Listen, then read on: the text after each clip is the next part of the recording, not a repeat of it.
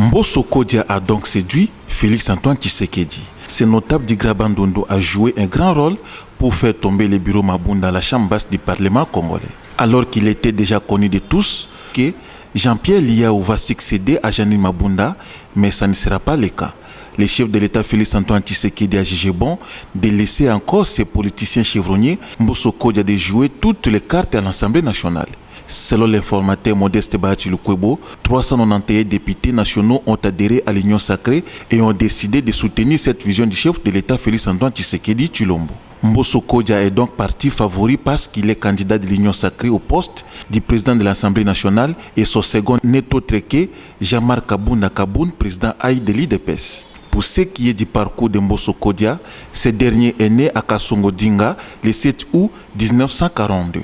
Il est le fils de Diao Yangalala et d'Ibembo Kandeka, tous des fils de filles des grands chefs coutumiers Manganda et Kassanji. Mbosso Kodia est originaire du territoire de Kenge, secteur de Dinga, dans la province du Congo. Il est marié, chrétien catholique et humaniste convaincu. Mbosso Kodia a fait ses études primaires d'abord à la mission catholique de Sainte-Thérèse Dinga, ensuite à la mission catholique Mukila. En 1960, il obtient son diplôme d'État. Mbosso Kodia est licencié en sciences politiques et administratives à l'université de Lubumbashi depuis 1972. Il a aussi un diplôme d'agrégé en enseignement moyen du degré supérieur. Il est spécialiste en sciences politiques appliquées et institutions belges et européennes. En ce qui concerne ses expériences professionnelles, Mbosso Kodia a commencé sa carrière en 1967 comme enseignant au collège Boboto. En 1977, il est élu député national dans le district du Kwango. De 1990 à 1997, il a été plusieurs fois ministre des Mines,